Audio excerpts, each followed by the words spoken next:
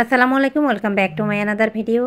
Long time পরে আপনাদের মাঝে আরও একটি ব্লগ ভিডিও নিয়ে হাজির হয়ে গিয়েছি। অনেক দিন যাবত আপনাদের মাঝে কোনো প্রকার ভিডিও আপলোড করা হয়ে ওঠে না। আজকে আরও একটি ব্লগ ভিডিও নিয়ে হাজির হয়ে গেলাম। এই যে আপনারা শুরুতে যে রেকর্ডটা দেখতে পাচ্ছেন, এই রেকর্ডটা আমি বান, চুলা এবং ওভেনে তৈরি করেছি। সেই রেসিপিটা আমার কুকিং রেসিপি বা মানি চ্যানেলে আপলোড করেছি। আপনারা সেখান থেকে পুরো ভিডিওটা অবশ্যই ভিজিট করে আসবেন। যদি ভালো লাগে একটি লাইক দিয়ে পাশে থাকবেন। তো আজকে আমি আপনাদের সাথে বেশ কিছুদিন আগের ভিডিও ক্লিপ, আজকের কোরবানির আগের ভিডিও ক্লিপ একসাথে শেয়ার করছি।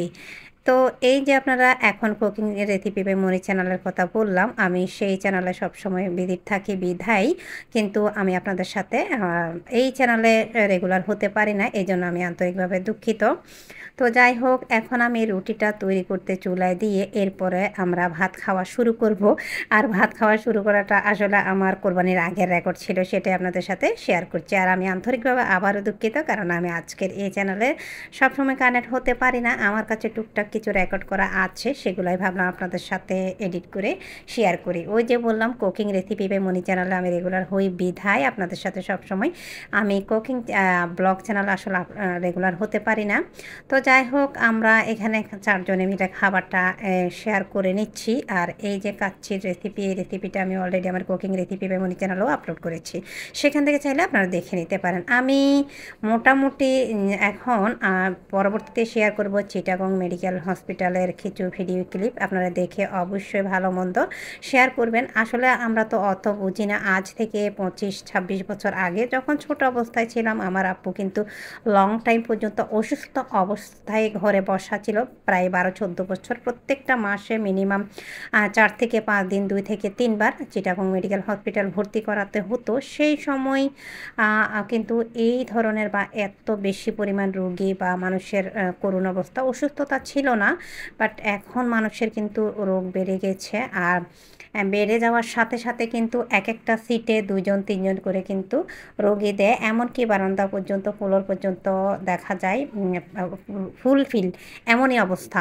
তো এটা দেখতে পাচ্ছেন চট্টগ্রামে যারা রয়েছেন তারা তো চিনবেন, টাইগার পাথের ওই জায়গায় বাসে বসে ভাবলাম আপনাদের সাথে এই অবস্থায় ভিউটা একটু শেয়ার করি। আর এই সময় হয়তো বা ওয়েদার একটু মেঘলা, কিন্তু এতটাই গরম যে বলার কোনো ভাষা নেই।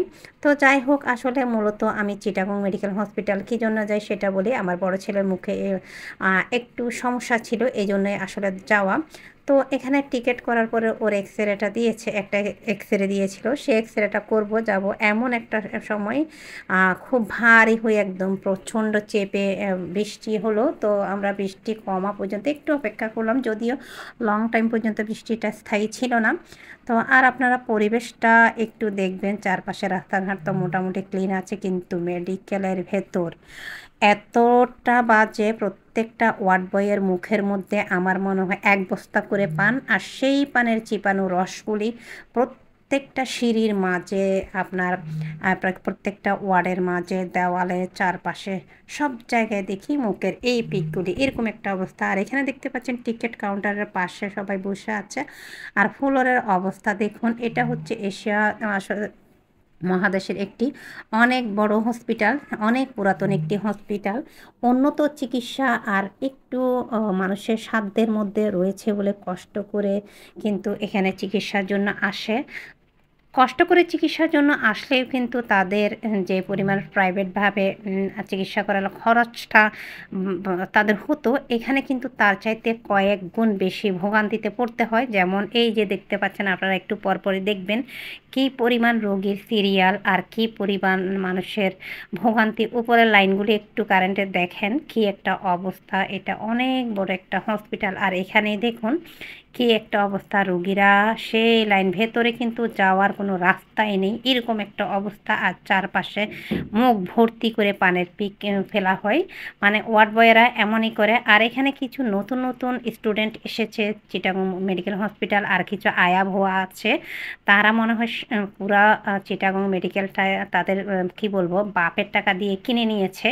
মানে হাঁড়ির চাইতে ঢাকনাটা বেশি গরম, এরাই যেন প্রফেসর একটা চিটাগং মেডিকেল হসপিটালে, এরকম একটা অবস্থা। এদের সাথে আসলে কথাই বলা যায় না, এদেরকে ধরার আগে এরা কি শোল মাছের মতো লাফ দেয়। এই যে দেখতে পাচ্ছেন একটি টোলের উপর মানে ওগুলোকে কী বলে আসলে আমি জানি না, এই মুহূর্তে আমার মাথায় আসছে না। আর আপনারা ভিডিওটা ভালো করে খেয়াল করুন কী পরিমাণ লাইন। আর এখানে টিকিট কাউন্টারের ওই জায়গায় লাইনটা আছে যেখানে এক্স-রের জন্য আপনাদের স্লিপ বা প্রেসক্রিপশনটা দেখিয়ে মোটামুটি কিছুটা টাকা পে করে তারপর কেউ সিটি স্ক্যান, কেউ এমআরআই, কেউ বা অন্যান্য এক্স-রে যার যেটা প্রবলেম তার জন্য মোটামুটি পে করছিল। তা এই হচ্ছে সেই রোগী বা রোগীর গার্জিয়ান, এক একজনের সাথে 2 জন 3 জন। আর এখানে কোনো ভালো উন্নত একটা ভালো ফ্যান চলে, কিন্তু রোগী অনুযায়ী হসপিটাল অনুযায়ী তেমন কিন্তু ফ্যানও নাই। আর ওই যে বললাম আপনাদেরকে ওয়ার্ড বয়েরা একটা টলির উপর আর একটা টলি বসাচ্ছিল বা শোয়াচ্ছিল। সেই ট্রলিগুলি কিন্তু ট্রলিতে করে একটি রোগী যদি এক ওয়ার্ড থেকে অন্য ওয়ার্ডে আনা নেওয়া করে সেক্ষেত্রে তারা 250 থেকে 300 টাকা। আর যদি হুইল চেয়ারে করে তারা আনা নেওয়া করে একটু যদি দেখা যায় দূরত্ব বেশি সেক্ষেত্রে তারা মানে 150 থেকে 50 টাকা পর্যন্ত, 50 থেকে 150 টাকা পর্যন্ত তারা চার্জ করে। রোগীদের কিন্তু খুবই করুণ অবস্থা বলে তারা কিন্তু এত কষ্ট করে কিছু টাকা সেভ ভালো একটা চিকিৎসার জন্য এই চিটাগং মেডিকেল হসপিটাল কিন্তু আসে। সে অনুযায়ী তাদের যেমন ভোগান্তি, দারোয়ান চাই ঘোষ, তারপর ওয়ার্ড বয়েরা চাই ঘোষ, এর উপর কিন্তু পাশাপাশি যারা স্টুডেন্ট রয়েছে, আয়া ভুয়া রয়েছে, এদের সাথে আসলে কথা বলাই মুশকিল। তো যাই হোক, সব কিছু মিলিয়ে আসলে আমি ওইভাবে তো আপনাদের সাথে শেয়ার করতে পারছি না বা আমি অত বুঝিও না। তো 2 দিন গিয়ে দেখলাম যা একটা অবস্থা মেডিকেলের, কী বলবো আসলে। আজ থেকে 20-25 বছর আগে যেমন ছিল, এখন আপডেট বা নতুন হওয়াতে অনেক রুলস নিয়ম কিন্তু বদলেছে, কিন্তু উন্নত চিকিৎসা হলেও উন্নত পরিবেশ এখনও কিন্তু চিটাগং মেডিকেল হসপিটাল হয়নি। ওয়াশরুমের মধ্যে আশেপাশে এতটাই দুর্গন্ধ, এখানে কিন্তু প্রত্যেকটা ওয়ার্কারকে কিন্তু টাকা দিয়ে সরকার ওইখানে রেখেছে, কিন্তু সে অনুযায়ী কোনো পরিবেশ পরিচ্ছন্নতার কোনো কাজ বা কোনো ভূমিকাই কিন্তু তারা রাখে না। এই হচ্ছে অবস্থা। তো যাই হোক, আমি আজকের ভিডিও এখান থেকেই বিদায় নিচ্ছি। আপনারা ভিডিওটা দেখে অবশ্যই আপনাদের মতামত জানাবেন।